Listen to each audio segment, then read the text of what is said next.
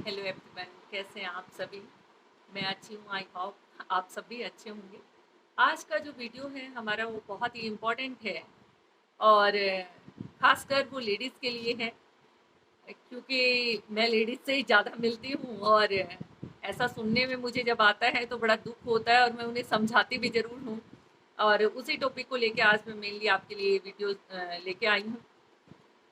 देखिए, जब कोई ओबेसिटी, थायराइड, डायबिटीज़, कोई भी ऐसे डिजीज़ हैं और जब मैं अक्सर ऐसे कहते सुनती हूँ कि अब तो हमें इन बीमारियों के साथ ही जीना पड़ेगा, तो मन में मेरे एक सवाल आता है, क्या आप इन बीमारियों के साथ पैदा हुए थे? अक्सर मैं पूछती भी हूँ।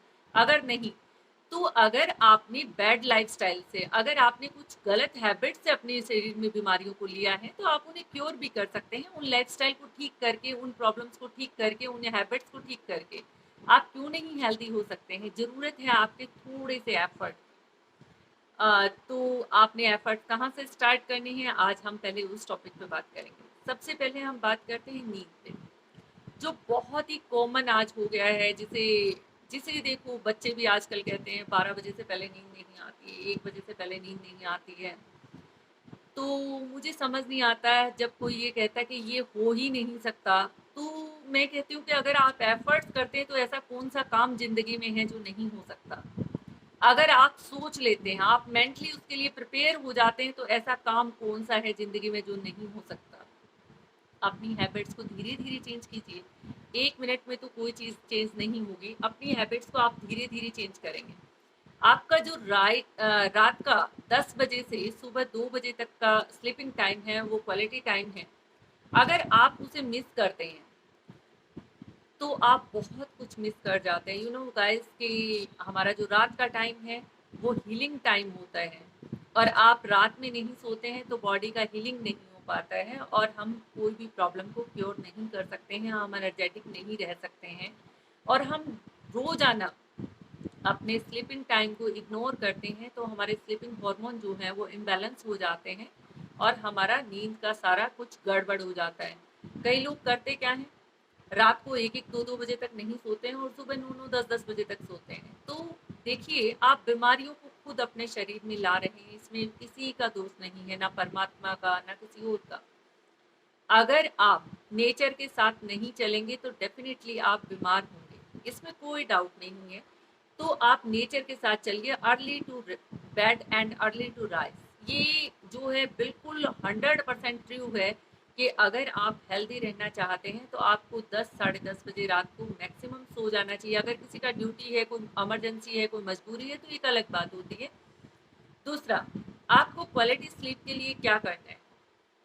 आप आजकल बहुत ही ट्रेंड हो गया है कि जब हम सोते हैं या तो हम टीवी देखते हुए सोते हैं या तो हम फोन हाथ में रखते हैं, या तो लैपटॉप रखते हैं, जो भी है। तो आप अपने स्क्रीन को आधे घंटा पहले अपने से दूर कर दीजिए। आप या तो अपनी फैमिली में हेल्दी टॉक कीजिए सोने से पहले, या फिर ऐसा कोई सीन नहीं है तो आप क्या करेंगे, आप मेडिटेशन कीजिए।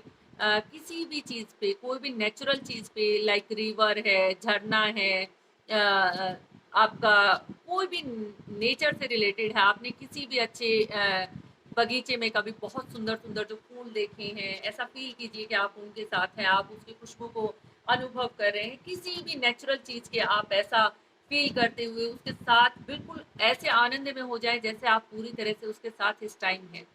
ऐसा आप नेचर के साथ जुड़ते हुए या फिर परम पिता परमात्मा का ध्यान करते हुए, ओम का उच्चारण करते हुए आप सोइए। आपकी नींद भी जो है वो बिल्कुल रात को नहीं टूटेगी, क्वालिटी स्लीप आपका होगा, सुबह उठेंगे तो आप फ्रेश होंगे।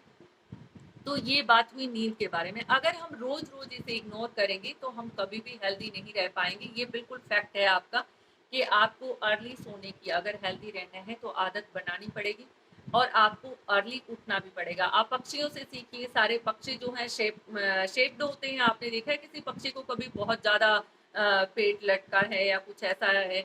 बहुत रेयरली आपने देखा होगा। अगर वो बीमार भी होते हैं तो वो हम उसका रीज़न होते हैं कि उनको ऐसा कुछ खाना डाल देते हैं, एनवायरमेंटल रीजंस रहते हैं। वैसे पक्षी जो होते हैं या पशु होते हैं वो अपना ध्यान खुद रखते हैं और वो जो है टाइम से सोते हैं, टाइम से उठते हैं और उनको जो खाना है उतना ही वो खाते हैं। आप सभी ऐसा देखते हैं, घर में आपने पेट रखा हुआ होगा तो आपको पता भी होगा। चलिए नेक्स्ट हम बात करते हैं, ये हुई आपकी स्लीपिंग की। तो आप सुबह उठे। दूसरा आपके लिए एक्सरसाइज, जो अगर आप हेल्दी रहना चाहते हैं तो आपके लिए बॉडी मूवमेंट बहुत ज़रूरी है। कई लोगों को मैं जब सुनती हूँ कि हम तो पतले हैं, हमें एक्सरसाइज की ज़रूरत ही नहीं है, ऐसा अक्सर होता है। और कई लोगों के पास एक्सक्यूज़ होता है, हमारे घर के टू मच काम होते हैं, हम एक्सरसाइज कर ही नहीं सकते हैं, है ना। और कई लोगों का हम उसी में थक जाते हैं, हमारी तो एक्सरसाइज हो जाती है। ये सब बातें जो है अक्सर मुझे सुनने को मिलती हैं। और कई लोग कहते हैं कि हम तो वॉक पे भी जाते हैं, एक्सरसाइज भी करते हैं, तब भी हमें कोई फ़र्क नहीं पड़ता। तो उसमें मैं थोड़ा-सा आपको बताना चाहूँगी। अगर हम वॉक पे जाते हैं तो हम करते क्या है, किसी ऐसी क्लोज के साथ जाते हैं जिसके साथ हम बातें करते हुए जाते हैं, बातें करते हुए आ जाते हैं। हमें पता ही नहीं लगता कि हम वॉक कर रहे हैं, हमें लगता है हम घर में उसी, अगर हम किसी बात का टेंशन में अगर हैं तो हमने उसी बात के बारे में बात करना शुरू कर दिया। कुछ भी जो इश्यूज आपकी बॉडी में या आपकी लाइफ में चल रहे होते हैं, हम सिर्फ उन्हीं के बारे में डिस्कस करते हैं, क्योंकि हम किसी क्लोज के साथ ही जाते हैं। तो ऐसा आप बिल्कुल ना करें। वॉक पे अगर आप जाते हैं तो हेल्दी वॉक करें, बिना बोले करें, स्पीड से करें, जितना आपकी बॉडी का स्टेमिना है उस हिसाब से करें, अपनी एज के हिसाब से करें। अ, और एक्सरसाइज और घर के काम में बहुत ज़्यादा फ़र्क होता है, वो आपको एक्सरसाइज करने से ही पता लगेगा।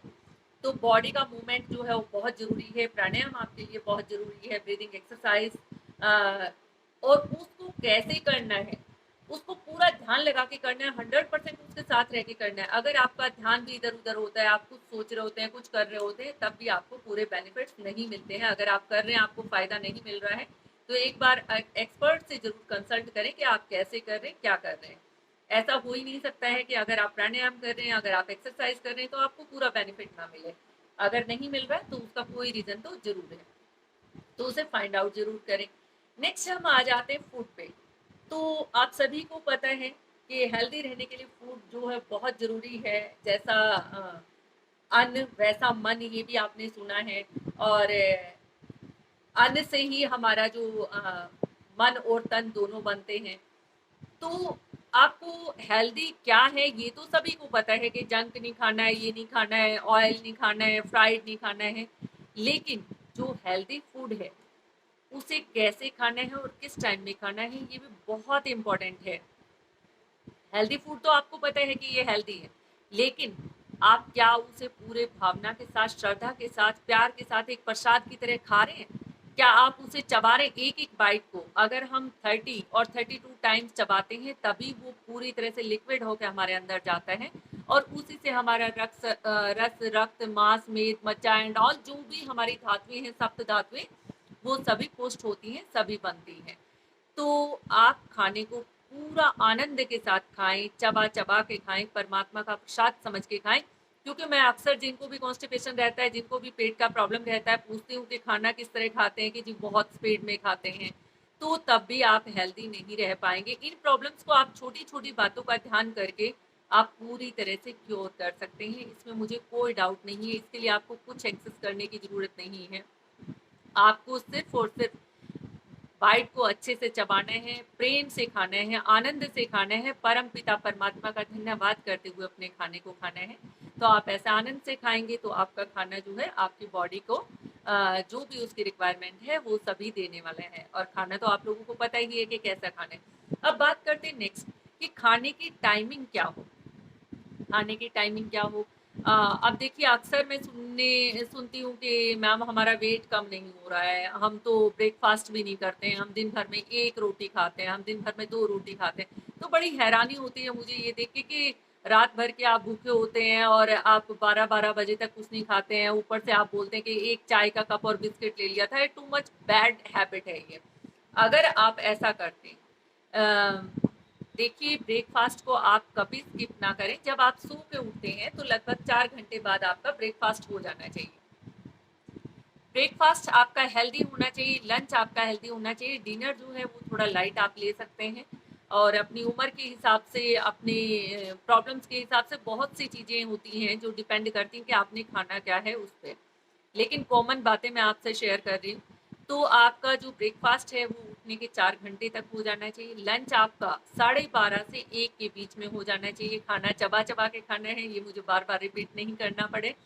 और डिनर जो है आप जब सन सेट होता है लाइक 7:30 के आसपास आपका हो ही जाना चाहिए। तो ये आपका टाइमिंग है।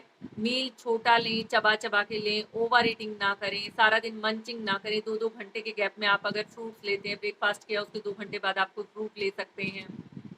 ऐसे चलते फिरते कभी फ्रिज खोल के खा रहे हैं, कभी किचन से उठा के खा रहे हैं, ये टू मच बैड हैबिट्स हमारी होती हैं, जिनकी वजह से ओबेसिटी हमारी बढ़ जाती है, हमारी बीमारियां बढ़ती हैं।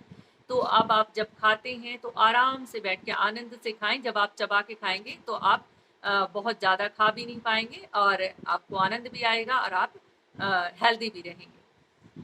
नेक्स्ट जो है हमारा टॉपिक, ये हमने बात की उठने की, खाने की, अब पीने की बात करते हैं। पीने में पानी को खड़े होके ना पिए, खाने से 30 मिनट पहले और लगभग 50 मिनट बाद तक पानी को ना पिए।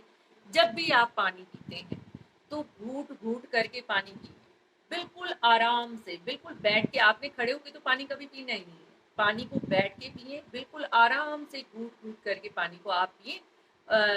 जैसे मैंने बताया कि हर चीज़ को टाइम से। अब जब मैं सबसे ज़्यादा लोगों से बात करती हूँ तो कहते हैं मैम खाने के लिए ही टाइम नहीं होता है। तो अगर आपके पास खाने के लिए ही टाइम नहीं है तो आप क्या एक्सपेक्ट करते हैं बॉडी से?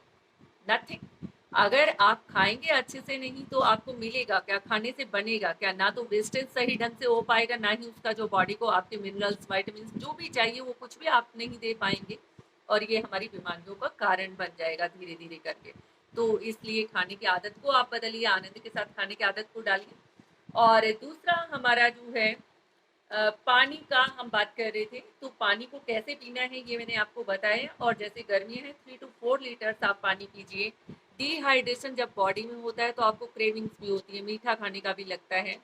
तो अगर आपका बॉडी में पानी का लेवल कंप्लीट है, आपने पानी अच्छे से पिया है, तो आपको बार बार मीठा खाने की क्रेविंग्स भी नहीं होंगी। आपका बॉडी जो है वो ग्लो भी करेगा और आप हेल्दी भी रहेंगे।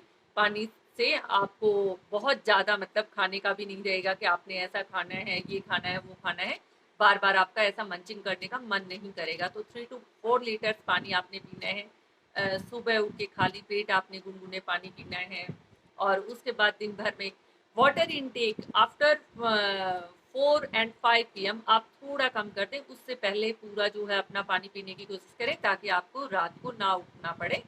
तो इसलिए जो है इवनिंग में पानी को थोड़ा कम कर दें और इवनिंग से पहले आप अपना पूरा 3-4 लीटर पानी जो है वो पी लें। 1-2 ग्लास आप ले सकते हैं इवनिंग में भी, लेकिन ज़्यादा पानी जो है वो आपने दिन रहते पीना है ताकि आपको बार बार रात को ना उठना पड़े। तो ये कुछ चीज़ें हैं जो आपने डेली में करनी है हेल्दी रहने के लिए। और आपने हेल्दी रहने के लिए ये नहीं सोचना है कि हम बीमार हैं तो हमें ज़िंदगी भर ऐसे ही रहना है। आप स्वस्थ हो सकते हैं, डेफिनेटली हो सकते हैं। आप सिर्फ अपने आप से एक प्रॉमिस कीजिए कि मुझे बीमार नहीं रहना है, मुझे हेल्दी होना है, मुझे एक्टिव होना है। तो आज का जो वीडियो है वो इन छोटी-छोटी बातों को आपसे शेयर करना मुझे लगा कि बहुत इम्पोर्टेंट है कि आप कैसे छोटी-छोटी बातों का ध्यान रख के हेल्दी रह सकते हैं। तो आई होप कि ज़रूर आपके काम आएगा और आप ज़रूर इन पे गौर करेंगे और थोड़ा-थोड़ा जो आपकी बैड हैबिट्स हैं उन्हें ठीक करने का कोशिश करेंगे। तो अगर आपको वीडियो पसंद आया तो इसे लाइक भी कीजिएगा, शेयर भी कीजिएगा और कमेंट भी कीजिएगा। Thank you so much. सभी को नमस्कार।